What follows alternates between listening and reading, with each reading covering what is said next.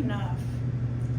The roses heavy-headed in the sun, the cat sly under the feeder, the finch clinging to its safe perch, and a door opens in it. Even your hand like mine on this page, thumbnail cracked from your work in the garden. Above the cuticle's rim, a crescent rising, its faint pink halo, like the one chalked around the moon in a child's Halloween drawing, where a cat sits with his back to you, his 2 ears steeples, his whiskers wiry black lines springing from the sides of his head like wishes, his tail the loop of a cursive Y, carefully drawn by the child who tries to do everything right. So I wanted to read a couple of poems about harvesting. And so here's one I wrote recently. Some of the poems I'm going to read are new poems. This is a new poem. It's called Harvest. Someday I know I'll have to give it up. That even with a stick, I won't be able to pry myself off my knees. But today I'm harvesting potatoes with my husband. We rip out the rotted vines, the chickweed and cheatgrass that took advantage while we snoozed. Push our blue gloved hands into the dirt we seeded last spring, and out they pop, brand new in tight burgundy skins. Sometimes I think we have cheated, sneaking in one more season, that we should whisper, keep our heads down, not whoop like a couple of kids when we hold the big ones up to admire. This is another harvest poem, but this is a young person's harvest poem.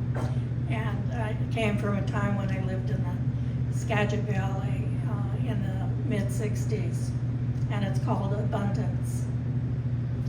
They picked foliotas, chanterelles, stewed them in butter, kneaded cardamom, salt into good brown bread, hiked logging roads for huckleberries, parting the glittering leaves to pluck the ruby fruit.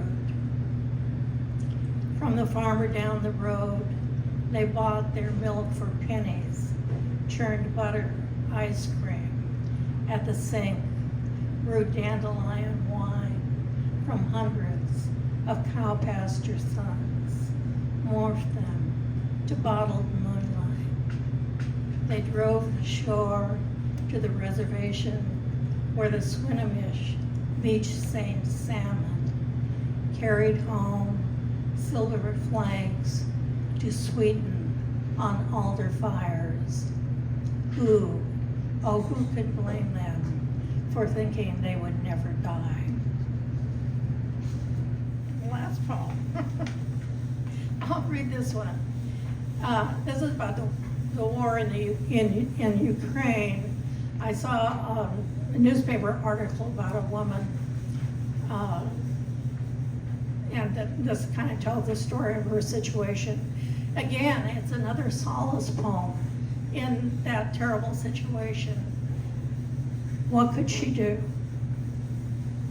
And this is it's called Borodyanka, which is a city just north of Kiev. After the missile destroyed her neighbor's house and blew the roof from the coop where she kept her hens, after the soldiers screamed, "Get into the cellar, you old bitch," what could she do but wait until dark to find what chickens lived, perched like hopeful flags on a broken pipe, and carry them in? Blood-red combs tilted jauntily over golden eyes as they scratched the dirt floor for bugs. Those long weeks of fear in the semi-dark, she stroked their glistening feathers, cradled each warm egg, brown and faintly speckled.